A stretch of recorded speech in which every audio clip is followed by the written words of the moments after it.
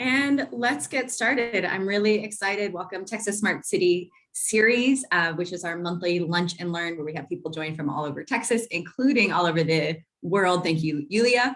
Today, we're going to be talking about space and smart cities.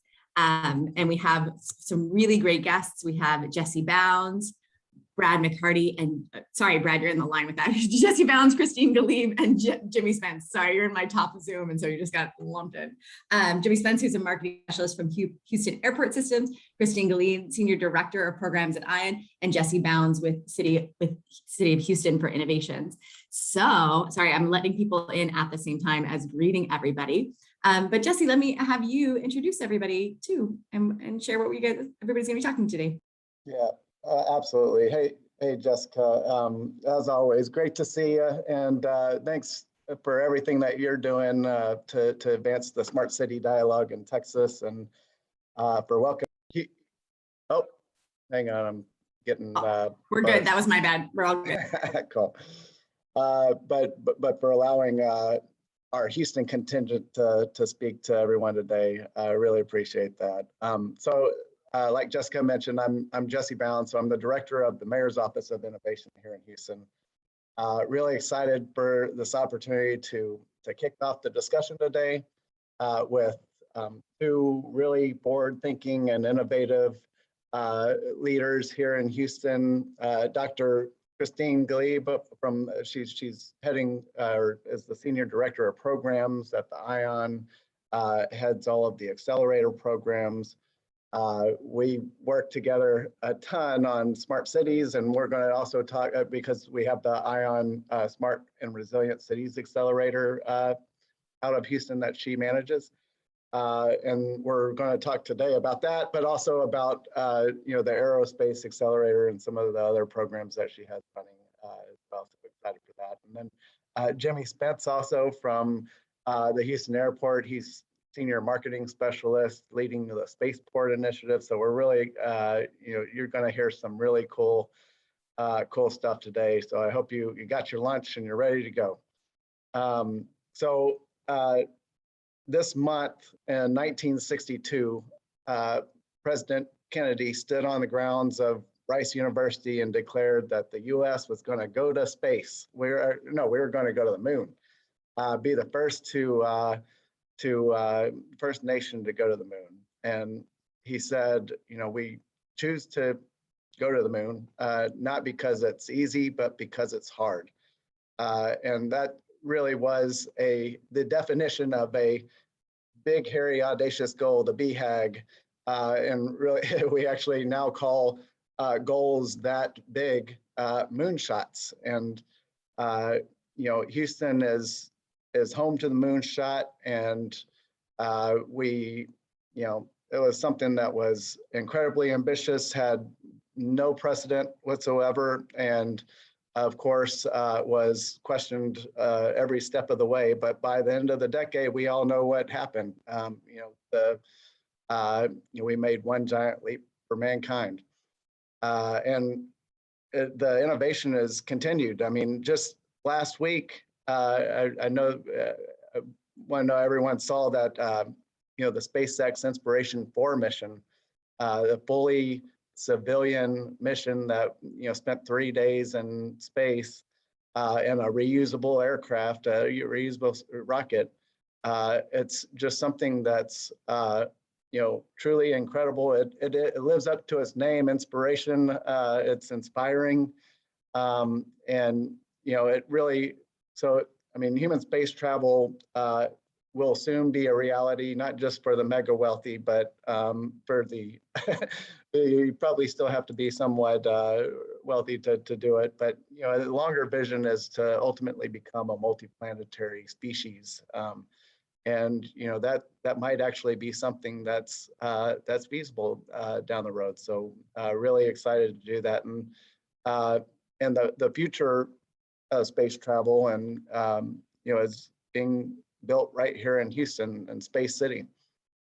So we're going to hear today about two of the organizations that are on the kind of bleeding edge of this technological advancement.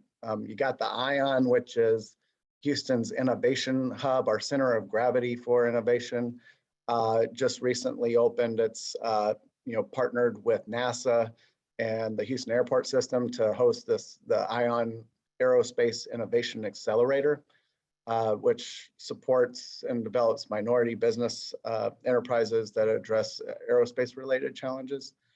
And then you also have the Houston Airport System, which operates two of the leading airports in the US, specifically the best top ranked airport in North America, Bush Intercontinental. So, I always say, if you want to know what a smart city will look like, or the future, what the future of smart cities will look like, just look at the airport, because they're doing so much that's way above what most cities are currently doing, and it's kind of like a mini city. They have wayfinding robots, the advanced applications for artificial intelligence and IoT, autonomous controls, and all kinds of things. You name it, they have it. So, and by the way, the airport is also currently building the world's first urban commercial airport, or spaceport. I'm sorry, spaceport. And so it's just some next level stuff, and I can't wait for to hear what Jimmy and Christine have to say. So let me, without further ado, I'm going to kick it over.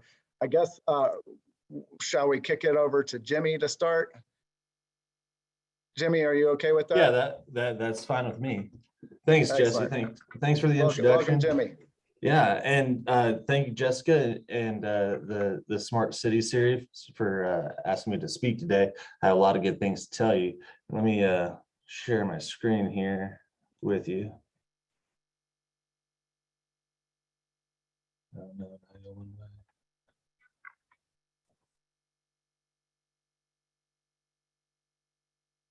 all right. Everybody see what's going on there?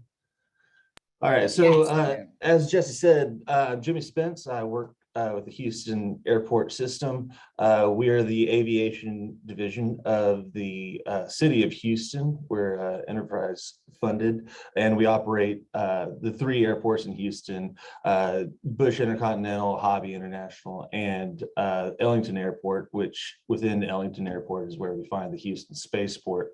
So we'll talk about that in just a little bit, but first I want to talk about a little bit, since we are in a smart cities forum, some of the stuff that's going on in Houston, Bush and Hobby, with regards to some of the smart technology that they're using, particularly their facial comparison technology that's being used right now. So facial comparison technology is really leading the way in kind of simplifying what's happening in air travel.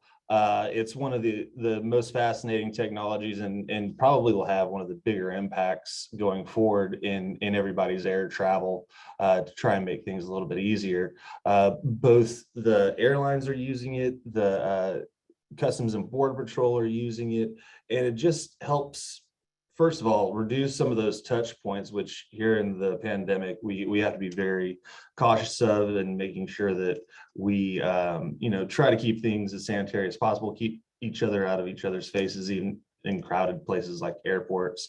But also it just reduces some of those bottlenecks that you have that make traveling such a hassle as you go. Mainly right now, we're using it on the international side. So the facial comparison technology is used at immigration checkpoints, helps speed people through that process.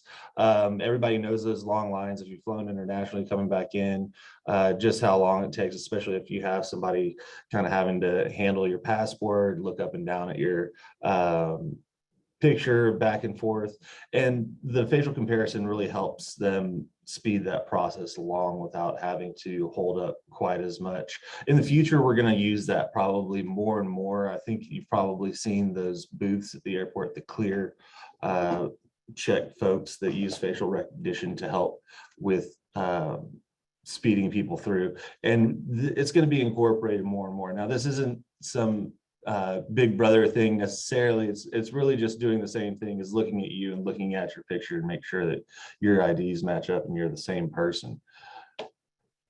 We're also using this at the gates for as your boarding pass. You know, this will help you get through the line faster and make sure that you are the right person flying internationally and has all your data stored for your trip. So that really can speed things along quite a bit. As you can imagine, in the future, there could be applications for security checkpoints and things like that. It's a system that you can opt out of if you really would like, but I know that if I could do anything to reduce the time that I'm waiting at a security checkpoint as everybody's getting scanned, I think I would opt into that. It makes sense, makes things a lot easier for everybody involved and safer for everybody involved. So just wanted to kind of give you an update on what's going on with biometrics and facial comparison technology there. So with that, I'll just kind of shift gears here over to the spaceport side. So in 2015, the FAA awarded horizontal spaceport license to the Houston Airport System for use at Ellington Field, basically establishing what's now known as the Houston Spaceport. And to kind of give you an idea of what that is, we're what's called an air and spaceport. So basically we're utilizing the infrastructure of a airport to do space launches in the future. This would be on a horizontal basis. We're not going to be launching rockets the way that you traditionally see space launches go vertically. We're going to have kind of new technology that launches much like a plane. And then from there either delivers a payload, be it cargo or be it passenger crew payload to space. So this is kind of what we're looking at. Some of these are systems. So what happens is you take off out of Ellington here on our runway. We have a dedicated corridor to the Gulf of Mexico where these planes would then get up to altitude and point their nose up and basically drop their payload, much like a rocket launching off of the plane itself. Or in Virgin Galactic's case, you actually have a crewed vehicle that's dropping off and launching into space. This is kind of one of what we think will be the future of space travel, not so far off. This allows for rapid relaunch, right? So even when you have the reusable rockets that you see on SpaceX or with Blue Origin and others coming soon, that still takes a long time to turn around and get another rocket ready to launch. With this type of technology, we'd be able to launch several times a day if need be to launch cargo into space. And we think that that's important because we're going to see more activity in space, a growing economy in space, and we're going to have the need to be able to bring things in and out of space rapidly. So that's kind of what we're looking forward to. The other thing that we're focused on with the spaceport are advanced aerospace systems, particularly what's called hypersonic travel. So we've all heard of supersonic travel, the Concorde that went like Mach 1.3. We're talking about jets that would be able to take off out of Ellington, get up to basically what's called suborbital space and go about Mach 6 to Mach 12. Much, much faster than any planes currently fly. This would be for point-to-point travel. The idea would be that you'd be able to get basically from Houston all the way to Tokyo in about 2 hours, making the whole world basically accessible for a one-day trip. It's something that's a little bit far off in the future, but Houston being the logistics and transportation hub that it is, you can fly to all 6 inhabited continents from Bush Intercontinental on a one-way, on a nonstop trip. We have one of the biggest ports in the country. We have a network of roads and railroads that allow for transportation anywhere in the Western Hemisphere, pretty much.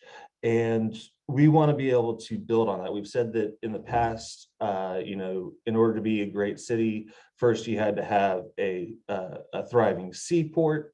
Then it became that you had to have a thriving airport. And we think in the future, you're going to need to have a thriving spaceport in order to be one of those great cities with great transportation architecture. So we were really forward thinking when we were looking at how we wanted to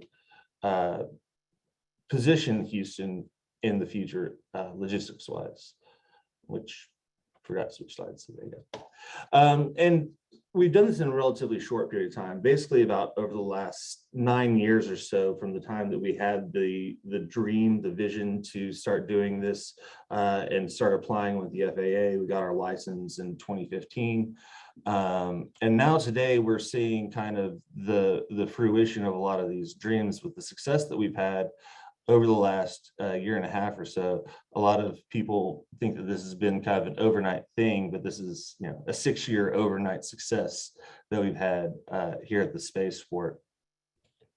And in less than 6 years, we've gone through from a concept phase and getting awarded the license and basically just having a big field to work with, to actively supporting the future of space flight, human space flight, lunar space flight, low Earth orbit activities, all really important things, especially to Houston when we're talking about Space City and we're talking about having the largest NASA center and a large what's called civil space presence.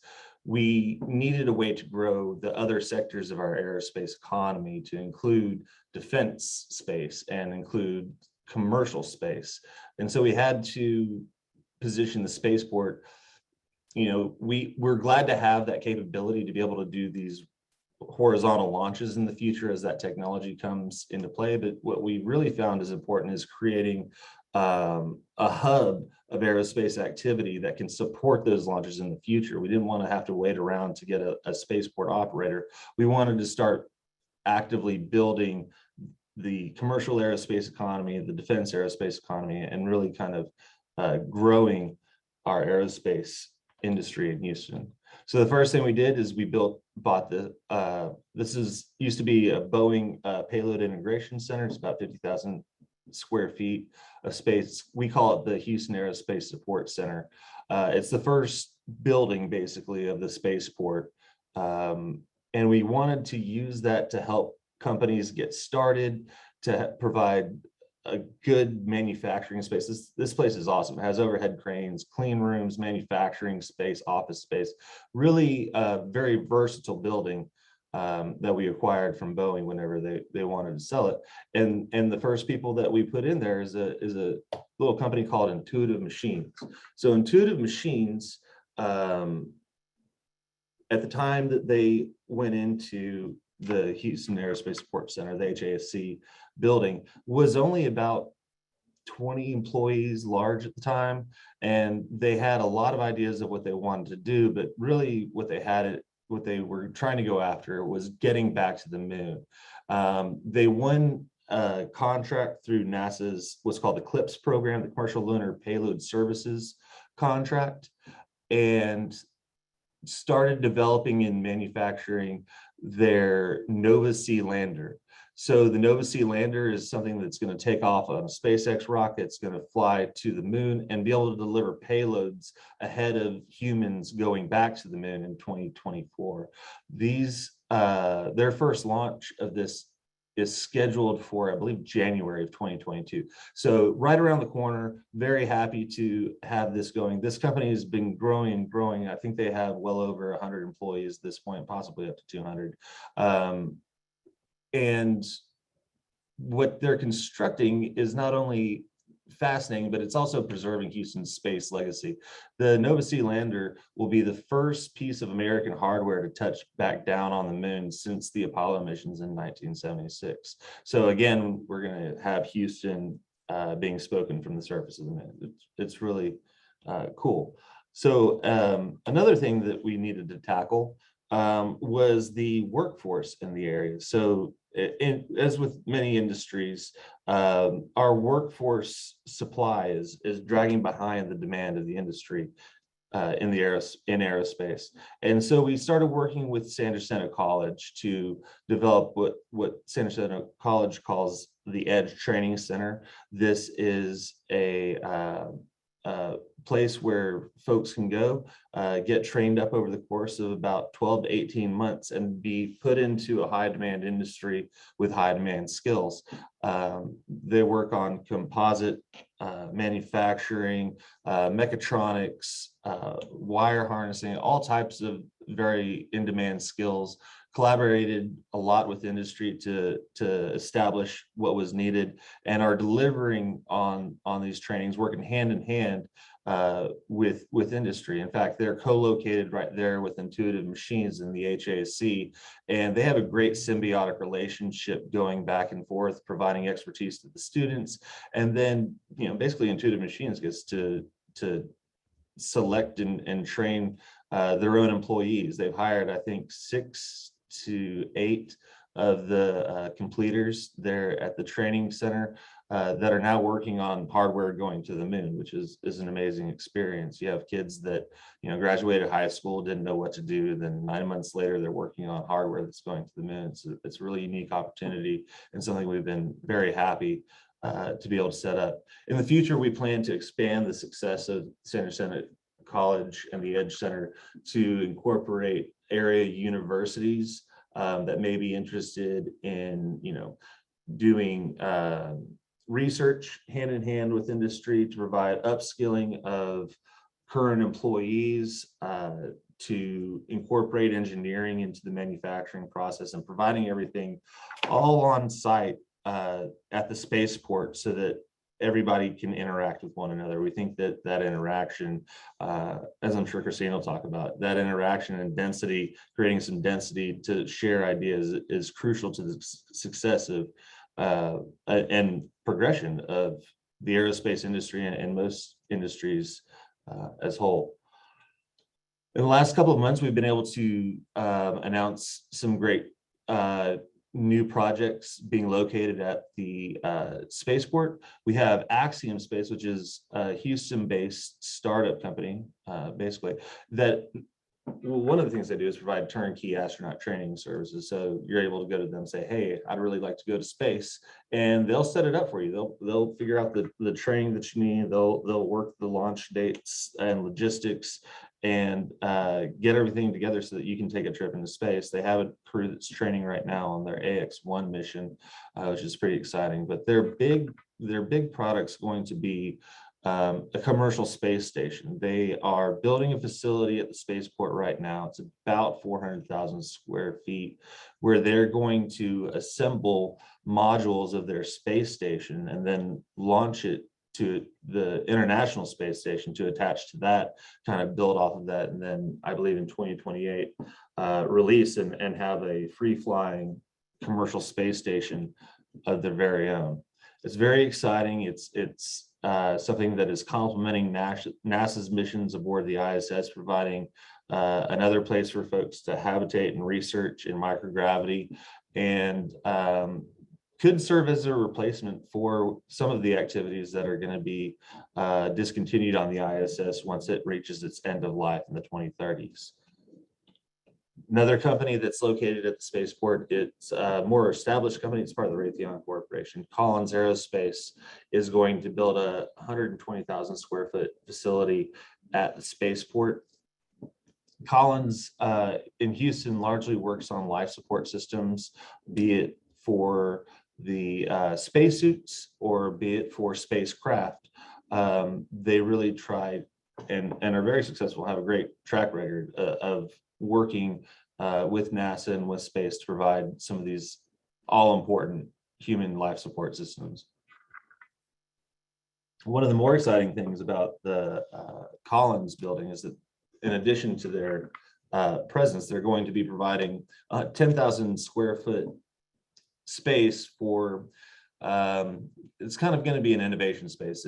We're not sure if it's going to be necessarily an incubator, an accelerator, some hybrid of both, but we're going to dedicate that 10,000 square feet to helping companies get started, to provide them with industry expertise and university and academic expertise to help grow their company, products, whatever, to again help increase the aerospace industry's presence in Houston and kind of fill that void in the ecosystem that may be a little bit lacking right now in Houston.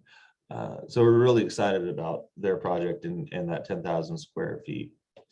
And then Intuitive Machines, as I said, is a growing company. They have a lot more that they plan on doing. And so they are expanding their presence. They're going to be moving out of our HASC and into their own 125,000 square foot facility. They should be complete by 2023. I think that if you ask them, that they want to even move faster than that, which is great. This is going to be a brand new facility to help them build not only the further Nova C landers, but develop the Nova D lander and the successors off of that. This company has just tremendous potential. Can't say enough good things about them. But incorporated in this building, again, something that's going to support the aerospace ecosystem, they're going to have what's called a sensitive compartmented information facility. This is called a SCIF. This allows for confidential conversations with the DoD folks at a level that helps grow military space. Of course, this benefits Intuitive Machines a great deal, but it also benefit the aerospace community. Small businesses that wouldn't have access to a facility like this normally can now have access to this and have those conversations with the potential of becoming DoD contractors or DoD suppliers. So this really provides opportunity for Intuitive Machines and the rest of the aerospace community here in Houston. And all of this has quite an impact. We're not just trying to grow industry. We're trying to create jobs. We're trying to better Houston with our activities at the spaceport. We want to see our citizens and our Houstonians and educated, taking advantage of this demand for a high-tech workforce that we have right now, putting people in positions to really that can change their lives and provide opportunities they may not have considered for a long time. A lot of people think that everybody in Houston, or sorry, everybody in space are astronauts or rocket scientists, but I used to be a social studies teacher and now I'm working in aerospace and I love it. And so there's a ton of opportunity. There's great things happening at the spaceport and the space industry in general. And yeah, this is a very exciting time for all of us. With that, I can take any questions that y'all might have. I guess I'm pretty good on time right now, but if anybody has any questions for me, I'm happy to answer them either now. I know that Christine probably has some things that she'd like to discuss, but yeah. Thank you so much. Let's have Christine share, and then we generally will take questions at the end too. But this was fantastic. Thank you so much, Jimmy. Certainly. Cool. Just give me a second here. Let me share my screen. And Jimmy, you're going to be a tough act to follow because I was sitting there and I'm like, this is so inspirational. I was that kid, just for the record. What do you want to be when you grow up? I said two things: a mermaid or an astronaut. So I got both covered, the ocean and like outer space. And to this day, I have like all my physics books like right over here. I'm reading all about how to do that. So I am so thankful that we're doing this here in Houston. You can still be an astronaut. I don't know if the ship has sailed on the Mermaid. I like how you said ship has sailed. That little like oceanography in there. That's good. I think it probably has, and I'll get with you later on the astronaut thing, because everywhere I see it says you got to have a background in science, and I do, not that kind of science, but my degree is in medieval history. So we can talk about all this later. Right now I will talk about, and I have been a teacher, so there you go. Right now I'd love to talk to everybody about the ION and the ION district. And I will also talk about the ION Smart and Resilient Cities Accelerator, as well as our Aerospace Innovation Accelerator for minority business enterprises, because a lot of what Jimmy alluded to in his presentation with the workforce is really our goal. Let's make sure we can do this. It's really our goal here at the ION. And so I won't read the slide verbatim for us, but you can kind of see that we are the anchor, and we're Houston's hub for technology and innovation, really focused on four main goals: economic resiliency, attracting and retaining that innovative talent that Jimmy was talking about a little bit earlier in his talk, making sure that we are creating an inclusive and welcoming neighborhood that offers economic opportunity to all Houstonians, and then creating a vibrant, connected, and timeless place that celebrates Houston and Harris County's communities and culture. So it all boils down to three main goals: diversifying the tech workforce. And, we toss that word around so much: tech this, tech that, smart this, smart that. But we want to break it down so that those pathways are accessible to people who might never have had early exposure to technology, broadening the tech entrepreneurship, not just our sectors, but also the pathways that create access to that, and then strengthening our community businesses. So that's another kind of key piece of what the ION's role is. So we are situated in the ION district. It's 16 acres right here kind of in downtown Houston. And we've opened the ION building this year, and Rice and its future development partners are creating basically a nexus of economic opportunity with this 16-acre district. So we're looking at a mixed-use place that has over a dozen buildings. It's pedestrian friendly and pedestrian focused. So everything we do is designed to usability for the pedestrian themselves.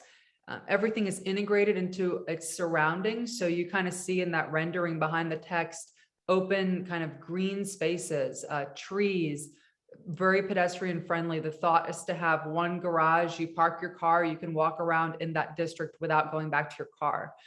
Inclusive, public, and open, making sure that there are no barriers to getting into the lower level of the ION. For example, the ION building, which you can kind of see on the left here, you can walk right in to it. You don't have to have a badge to enter. Now, you do have to have a badge to get to some of the higher floors where our corporate partners and some of their office buildings are, but we want the ION to be a welcoming place, whether you're an artist, whether you're an astronaut, whether you're an entrepreneur, whether you're an individual who is curious about all of the above. So we're making it a very accessible and dynamic place. We have part of our partners is the ION Academic Network. And so when we look at the 10, 2, and 4-year academic institutions in the Houston, Galveston region, we're expanding this quarter. We're onboarding a few more partners as well, but we can create this collaborative programming workforce development approach, which Jimmy talked about a little bit earlier. Is we're not here to recreate the wheel.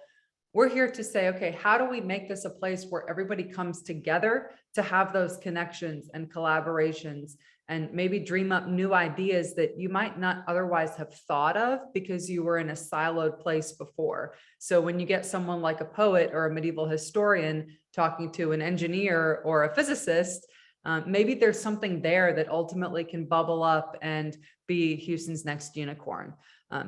Incubating startups, accelerating technology transfer, and then ultimately resulting in that sustainable economic development for our region here.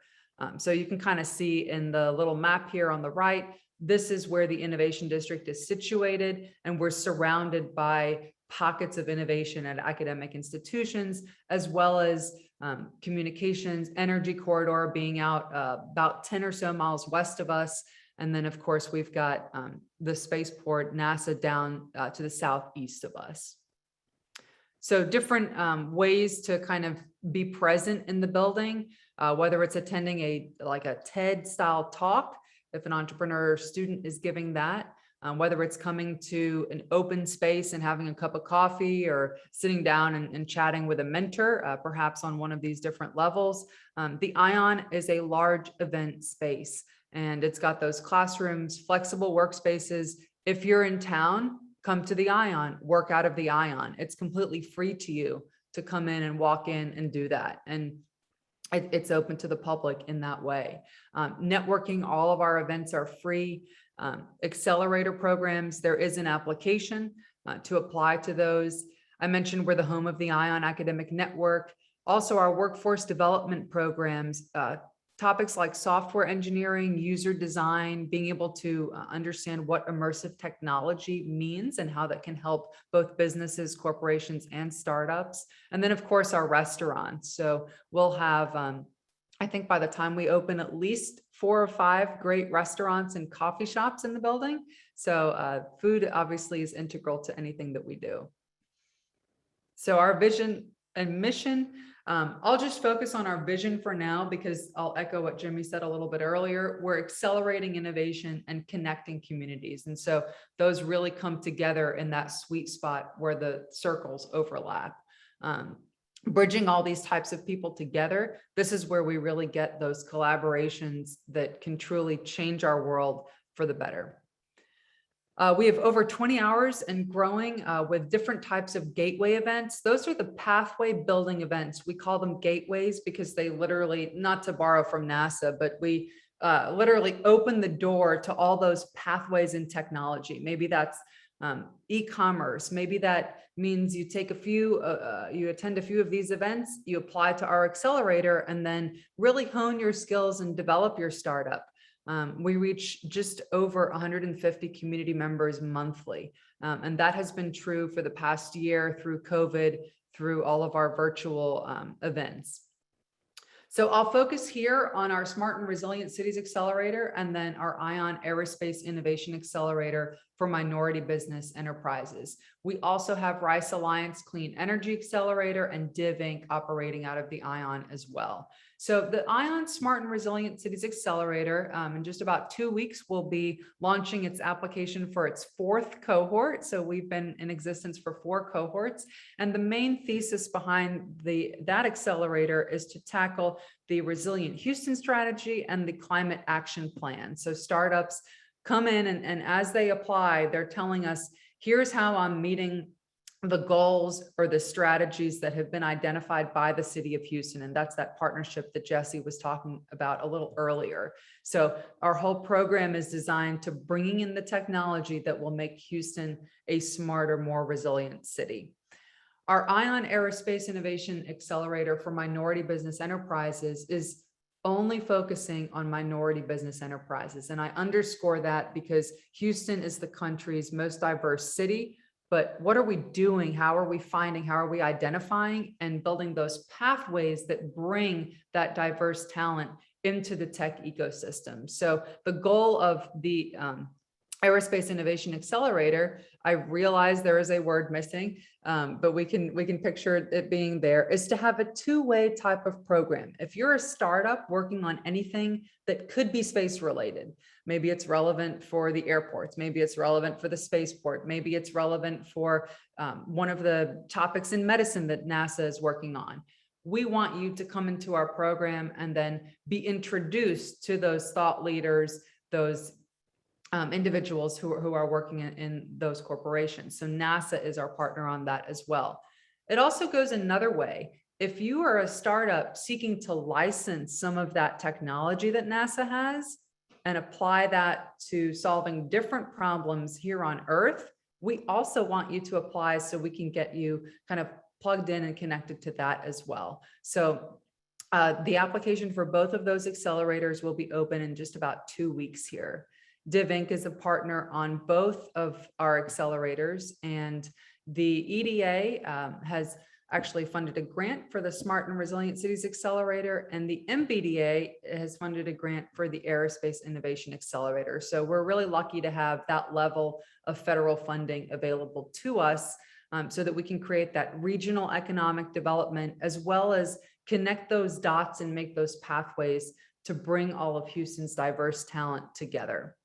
So I will pause there just for a second and stop sharing my screen so we can have some time for questions, because I want to leave just about 15 minutes for questions, because I know you probably have a lot for me and Jimmy.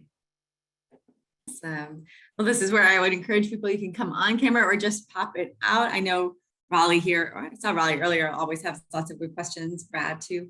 The thing that I really just want to acknowledge from both of you guys is and I was sort of taking notes during parts of it, the the focus on contributing to the tech ecosystem and on inclusivity. You know, Jimmy, I was really struck too with what you were sharing about all the different ways trying to bring people in, partnering with the colleges. So I think right now too, I actually, so yeah, so I just want to acknowledge that, like that there's a huge focus on inclusivity. Is that explicitly, it seems, I remember that being explicitly in what you were sharing about, Christine, is that explicitly in materials for, with you guys, Jimmy, at the airport around space, around inclusivity, or is it just something that becomes an output? Because I was just really moved by and inspired by like how clear it was of all the different ways we're bringing all these different people together.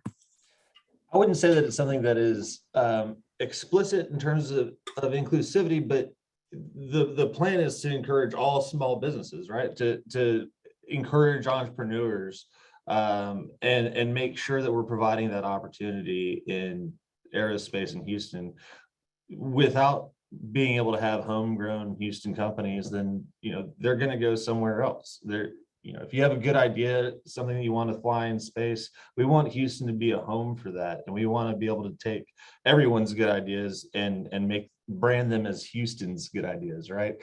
So that's our main goal is to increase the competition of small businesses in Houston, so that we aren't just relying on large contractors for all of our space activity. We've kind of gone down that road in the past when it comes to NASA. You know, most of the aerospace industry in Houston is made up of NASA contractors with good reason. It's a large center, but what we found is that when there's dips in civil space, that we're not very resilient economic wise. And so we want to make sure that we are creating a second tier of commercial space that is more resilient to those lulls in NASA program funding, basically. Fantastic. I'm seeing some questions come in the chat, so I'll jump in, although you're welcome to share them yourself. So Raleigh asked, how much of this is reproducible elsewhere, or is it all limited to Houston and its long history of aerospace? So more directed to Jimmy, but I'd also like to hear, Christine, your thoughts too on, you know, how ION could be reproduced in other communities as well. So the spaceport is something that is replicated. You know, we were the 10th commercial spaceport that the FAA licensed. There's now 12 commercial spaceports, and I want to say that 9 of them are horizontal takeoff and landing. So we're definitely not the only people that are doing it, and it can be reproduced in other places. But what we found is that we're the only ones that are in a large metropolitan area, and that's kind of going to be our identity. Each of these spaceports, a lot of people think that we're in competition with one another, and it's really not the case. We all have our own things that we're going after, our own kind of visions for what our spaceport will be. So I think that we're a long ways off from it being something that is super competitive, but it's definitely reproducible. Got it. Great. And then Christine. Yeah, you know, I was trying to think of how to respond to your question, because I think, you know, every city now is, if they don't have some type of tech hub, they're thinking, well, how do we get that? Right. And so Austin kind of, obviously, I mean, that's like one big tech hub. But I think the way I'll respond to your question is anybody can start a tech hub, right? We see it pop up all over the place, whether it's co-working buildings, which, you know, house the startups, whether it's incubators that maybe have events that come together. I think what is so unique about the ION is the amount of intentionality that has gone into building the physical space to then mirror that level of collaboration that we want to have in our interactions. So what do I mean by that? Rice has been very purposeful about designing the land of the district itself, not just our building, but the district itself, to be able to create that space where you do have someone in the ION Smart and Resilient Cities Accelerator who is in the same class as the ION Aerospace Innovation Accelerator. And so the topics that we address cause both of those participants to potentially have different ideas than if they were in a siloed, okay, aerospace only or smart cities only. So I think that level of purposeful design is very difficult to replicate unless it's your vision from the beginning, which it was when I designed the Accelerator Hub. I wanted to have those programs in one classroom together so that those startups could get that cross-pollination. I love that. I think that's, I was definitely struck by that when you were in your presentation too, of how like physically it wasn't just a value, but it's also been built into the actual infrastructure. And that was fantastic. I saw some people take themselves off mute. Daniel, do you have a question? Yeah, I do. This was really targeted towards Jimmy because I saw it in his slide about the air taxi. And I know Mario Diaz had attended an event down at Ellington, I don't know, 2-3 years ago, talking about the topic. And now there's been, $7.5 billion that's been invested in the last like 18 months, a number of companies that are going public. So just curious what the Houston airport system is looking at in regards to supporting the electrification of aircraft, and even if there's any possibility of pulling that together as like some type of RFP to pull in these companies for the bid for the World Cup in 2026. So when it comes to what I'll just kind of categorize it as AAMs, or advanced air mobilities, because there's quite a variety of different systems, piloted and unpiloted versus remotely piloted, etc. It's something that is of interest to the Houston airport system and the city of Houston. If you've ever driven anywhere during rush hour, I would love to have something that I could get in and fly home in. I work over here at Ellington. I live on the north side of town. I have to drive. Yeah, traffic, number one problem in Houston pre-COVID. Exactly. And so it's something that we're very interested in. I don't know that we can do a lot of testing and early stuff, but without giving away too much, we are talking to advanced air mobility companies. They have interest in locating in Houston. It's one of those things where we have the right kind of situation here, where we have horrible traffic, a sprawling city, and we have folks that are at least technologically advanced enough that could be early adapters to that. And a city with a large enough population to devote some amount of workforce to it. So I think that's something that's in Houston's future for sure, but I don't, as far as the development goes, there's not a lot that's going to be done here just because of the confined airspace. It's something that they're going to have to work out somewhere with less buildings and less people in order to get it going first. But we're definitely, I think, on the list of early cities that will see those air taxis going around the city. All right, thanks.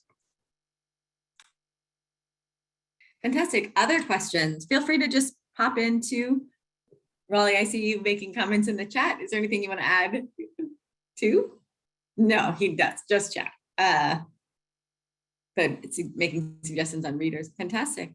I always like to ask people who are up to and doing cool things in the world and in technology, what are the programs and projects that you're admiring right now? So Jimmy, from the space perspective and that perspective, what other cities, what other projects do you think are doing well? And Christine, for you too. So for me, it's the democratization of space. The access that's available right now is amazing. Being able to have, the folks at SpaceX doing all of these launches, the folks at Blue Origin, not only developing their own rocket systems, but what's coming down the road for them is going to be really exciting with the rockets they have in development.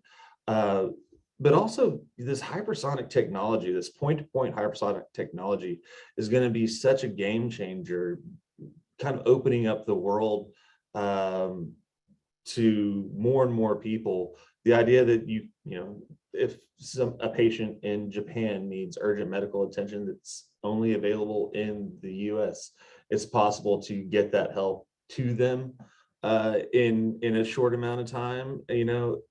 There's a lot of possibilities, and I think that the transportation aspect is really fascinating.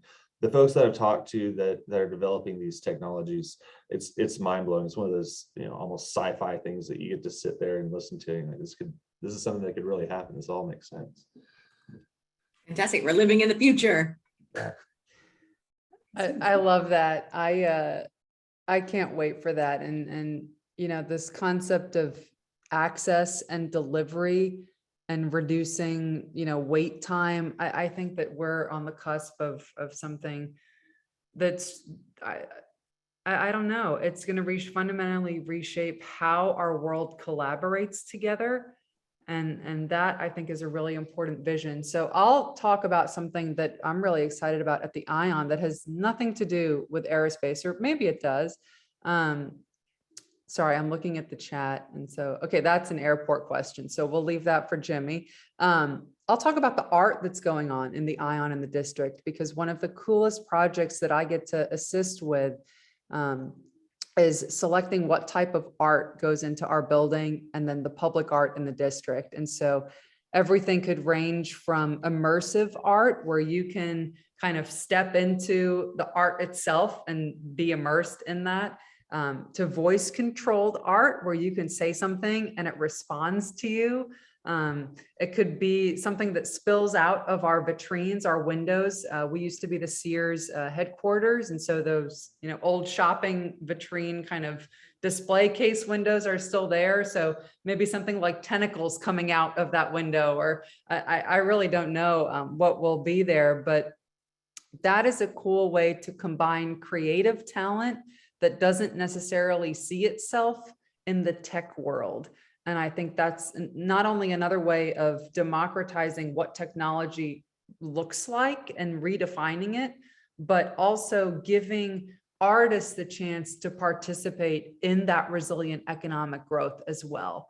We typically don't put artists in the same sentence as entrepreneurs, but aren't they not like one of the quintessential entrepreneurs and creators? So I'm thrilled that I get to support that project as well. That's fantastic. That actually makes me, that's like a dream project to work with personally, because I love the arts also. So to get to decide it, because it's a way to integrate things. Wonderful, wonderful, wonderful. Raleigh had another question for Jimmy. So what is Houston planning to get people to and from the airport so they can depart and arrive at the spaceport as a continuation of their journeys? I think I know what he's talking about. So, okay. You know, how are you going to get from Bush to the spaceport effectively? That's a good question. It could be the AAMs that we were talking about earlier. It could be that, you know, Houston or Metro starts putting in more light rail lines. I definitely think there has to be some kind of increase in public transportation availability in Houston, period, for the city to continue to grow the way that we want it to. But so I'm going to put that on Harris County, right? Metro is Harris County and not City of Houston. So it's really up to them to solve the transportation across the county. But it's any number of things. And hopefully we'll figure out better ways to move about the city than just having to drive 45 minutes from Bush to the spaceport by then. Wonderful. Fantastic. Any other questions or any final words from any of our speakers? Fantastic. Well, Jimmy, we'll reach out again for the Texas Smart Cities Summit that will be coming up in December. Christine, I'm definitely going to be reaching out to you in the next week to connect about the Texas Smart Cities Summit. I see something from Jesse on a great report on future of urban air mobility commissioned by NASA. Thank you for sharing that, Jesse. Thank you for helping sponsor this, be a part of this talk.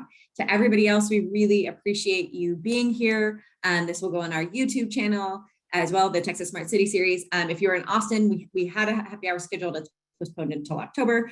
So we'll see everybody again in November, and then save the date for December 2nd is hopefully going to be an in-person event and virtual event. So thank you, Christine, Jimmy, and Jesse. Thank you everyone who joined us. Thank you, Raleigh, for asking great questions. I hope it's 12:59. I hope everybody has a wonderful day. Thanks so much, guys. Thank you guys very much. I really appreciate it. Thank you. Thanks. Bye, guys.